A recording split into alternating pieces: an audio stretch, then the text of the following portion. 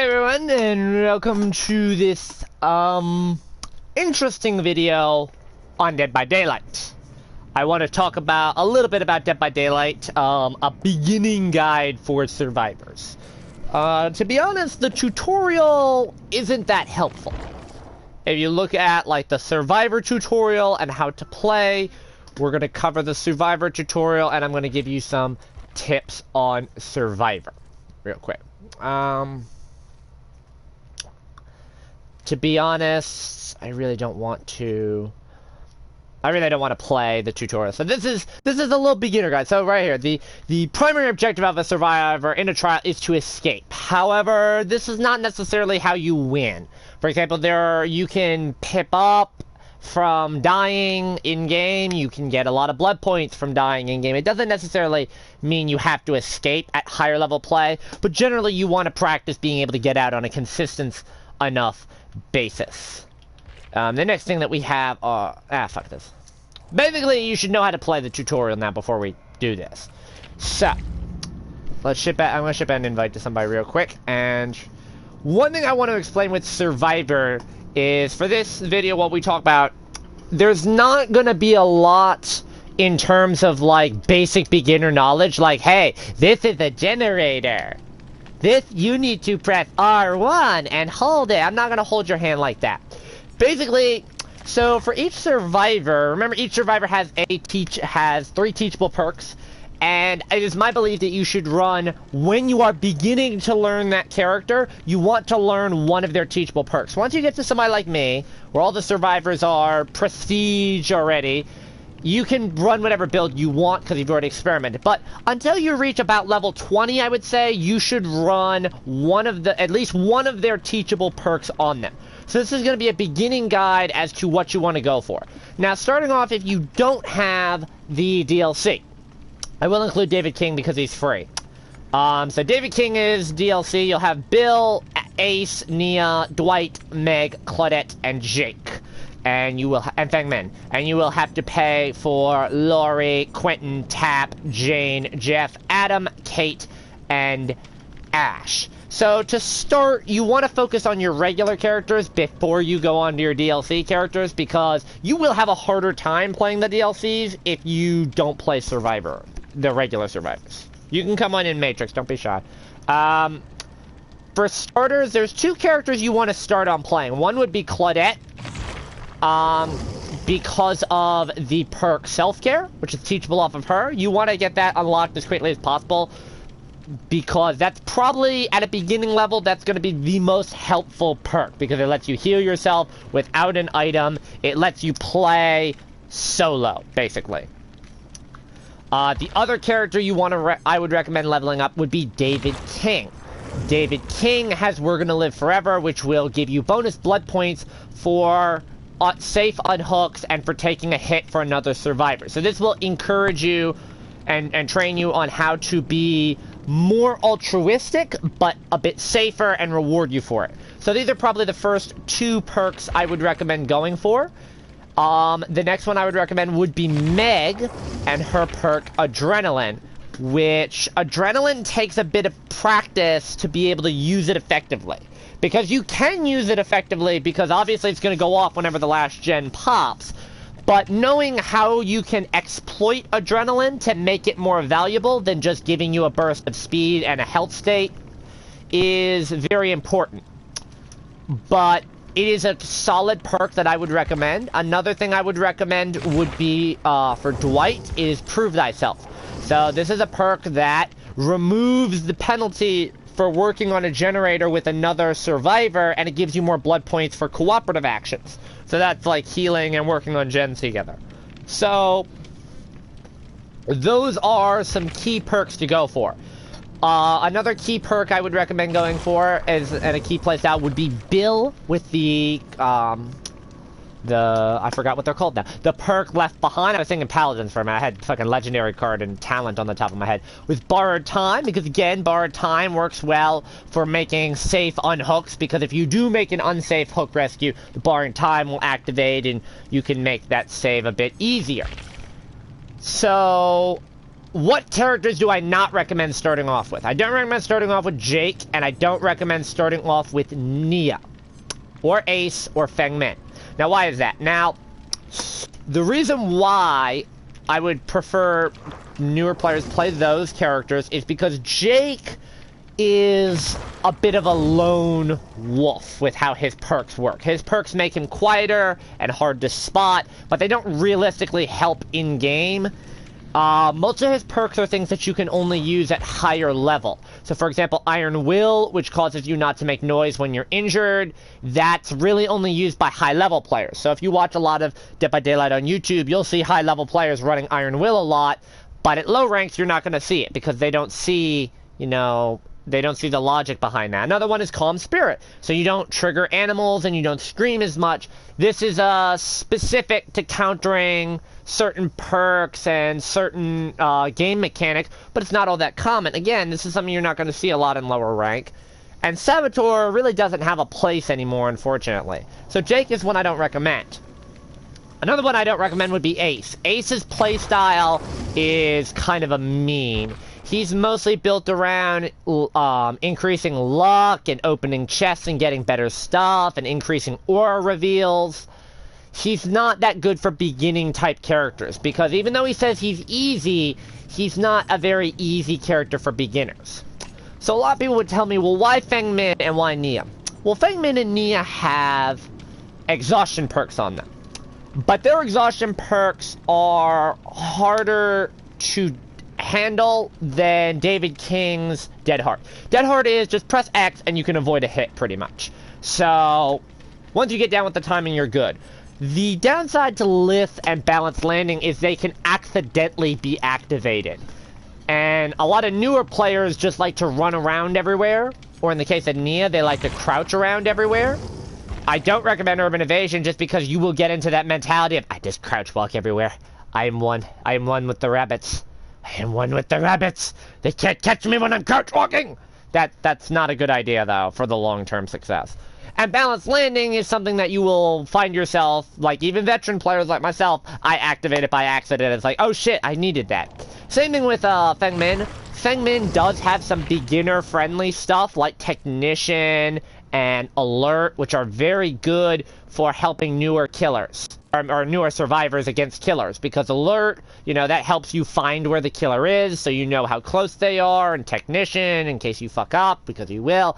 But Lith is one of those things that if you're not really paying attention and you fast vault, you've not only given away your position, but you've wasted your only escape ability. So, those are perks you want to focus on. We're going to live forever, borrowed time, self-care, adrenaline, prove thyself. So what about when you get more advanced? When you get to some more advanced gameplay, when you get to the DLCs? What is your best bet? Now, you should have some teachable perks before you start working on DLC, because that makes it a lot more helpful. Quentin is a very good beginning DLC character because his perks enable you to be have a decent amount of sustain. They just make the game go by better. So Vigil, that takes some advanced knowledge to know how to play it, but Wake Up and Pharmacy are pretty standard. Pharmacy just lets you get green medkits, and Wake Up lets you get gates open faster and reveals auras. So these are perks that can be helpful, but they work better if you have other perks with them. Another character that's good for beginners is Detective Tat, because he helps with those objective focused. So the Detective's Hunch and the Stakeout, Tenacity gives you a little bit of survivability. I would say the downside to Detective Tat really is most of his perks are centered around you completing the action. So for example, if you get down, Tenacity lets you move around while you recover. And Detective's Hunch only works if you get the gen done. And Stakeout only affects you for the skill checks. So he's a very good person for objectives, but he's not very good for team play.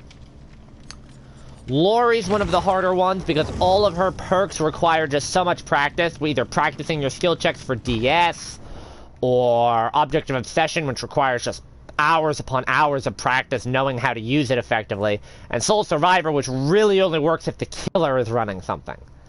So I won't recommend her. I also wouldn't recommend Kate, because even though she is beginner-friendly, and her perks like Windows of Opportunity and Dance With Me are helpful for beginners, same with Boil Over, that's good against lower-tier killers, overall, she doesn't really help you learn the game any better at a beginner level. Jeff is probably the best of all the DLC characters, believe it or not, because he has Aftercare, which helps the team play. He has Distortion, which can help with aura reveals, and he has Breakdown to prevent from getting tunneled so much. So, he's what I like to call an intermediately beginner-friendly character. Because as a beginning character, a couple of problems you have is, I don't know what my team is doing. Aftercare helps with that. How is the killer finding me? Distortion helps with that. I'm being tunneled all the time. Breakdown helps with that. So, these are perks that if you know that you need help, but you don't know how much help you need, Jeff is a good character for you, because he helps you learn that. Jane can be an interesting character for beginners, because of Poised. Solidarity works well if you don't have self-care, but even then, it's not that great. Head-On requires a lot of practice to know when to use it, but Poised is one of her strongest, because it does help you if you are getting chased in unfortunate situations. Ash's perks are pretty bad. There's no real place for them right now. Flip-Flop can help you on occasion. Metal Man and Buckle Up are just so situational. They're not really worth... like, especially at a beginning level, they're not helpful. And Adam should be a hard one. He shouldn't be intermediate, because his perks require a lot of knowledge about when to use them. So Auto-Didact only really works if you hit skill checks and you're being altruistic. And safely altruistic. Which you're better off with things like Borrowed Time and We're Gonna Live Forever. And you have Deliverance, which is effective, but it can be burned early. And it's not always good to use the Deliverance.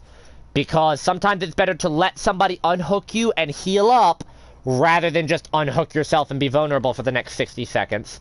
And then you have Diversion, which that is a very beginner-friendly perk, but it takes practice on how to use it. So, that's the beginning guide for, like, what you should focus on as a survivor. Now, on a Blood Web, what do we want to focus on? I'm not going to do a big, long Blood Web explanation, but using Adam as an example, this is a higher level Blood Web. So, to effectively build this Blood Web right here, I kind of want the Poised Tier 3, right? So what I would do is I would take the chalk cream pouch, or the cream chalk pouch, I would take the unusual stamp. Now I want to stop and see what I want next. I know I'm not going to get the adrenaline once I take Poise. I can buy 2 more items. The next most valuable thing to me is the Styptic Agent. So I take the scraps and the Styptic Agent, at which point I have to choose one of the perks. As soon as I take Poised, the Blood Web will take adrenaline. Whatever item I take next, the Blood Web's automatically going to take that odd bulb out. So I can look here and see what I want. To be honest, I either want to go for the Camping Aid Kit, the Shroud of Union, or the Unusual Stamp. Actually, no, it would take the green flashlight, because I'm not taking adrenaline. So, it would take adrenaline, then it would take the green flashlight. So if I want the Shroud of Union, I would need to take that next. I could also go for the Black Salt Statuette, but there's no point in me doing that, because I know if I do take the Shroud of Union right here, the next item it'll take will be the Odd Bulb, no matter what, unless I take that. That's how you learn how to take a Blood Web. It'll take a little bit of trial and error, but that's how you want to practice on planning a Blood Web out. And what do I want to focus on in a Blood Web? Well, obviously you want to pick up the perk every Blood Web. So, that's a given. What offerings do you want to focus on? Well, the first thing that you want to focus on is you want high blood point offerings. So, Bloody Party Streamers, Sealed Envelopes, those are good things to run. Other good things that you want to run are maps. And Escape Cake's another good blood point offering. You want to run maps because those get you a bit more control over your environment. So for example, for the build that I'm running here, this is not a very evasion-oriented build, so I won't benefit as much if I get sent to Haddonfield compared to McMillan. On McMillan, I don't have as much environmental things I can use to loop with. So that works better on this build. That's an example of map control for survivors. Also, you want to avoid things like Shroud of Binding or Shrouds of Union until you get to higher level play, because you'll be able to maximize it once you know how to play around teammates being nearby. A lot of common mistakes that survivors make is they try and load up on like Vigo Shrouds, and they try and start as far away from the killer. That's not always the most advantageous thing to you. Because if you may be starting as far away from the killer, you're ultimately just buying yourself time in the game. And on a build like this, for example, this can be a bit of a combative build on Kate. Let me go to the next character. So I don't have self-care on tap here. So that's why you see I have this build that I never run. My problem is on tap, because you don't have self-care, I'm very reliant on certain abilities. So extra chests are always valuable to search chests and maybe get new medkits, as well as things such as luck offerings so that I'm able to get off hook easier if my team doesn't do anything. For when it comes to items, things you want to prioritize. So when it comes to items, you want to prioritize medkits and toolboxes at a beginner level very early on. Flashlights and maps are things you don't want to really focus on. You want to ignore your flashlights and your maps. Keys are 50-50. So we look at a character like Quentin here. I got a little bit of everything. That's why I'll switch to Quentin. So flashbangs are good, but they require practice to use. So I wouldn't recommend those, although they are situational.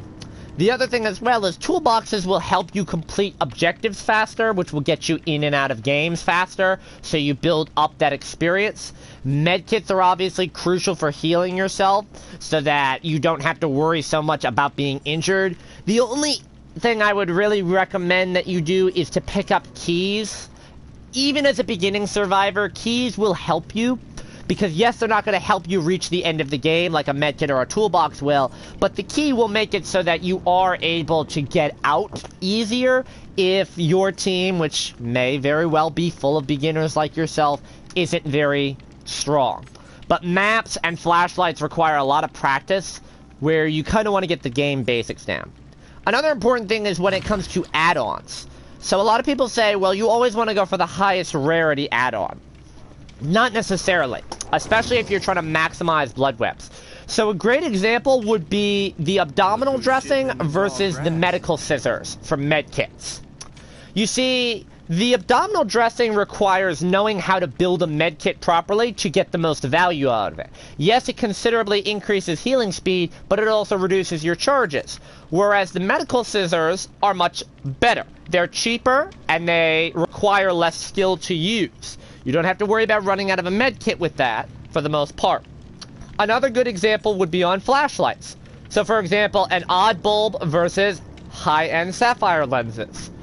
The high-end sapphire lenses is cheaper and enable you to get flashlight saves more often, but the odd bulb is the rarer item.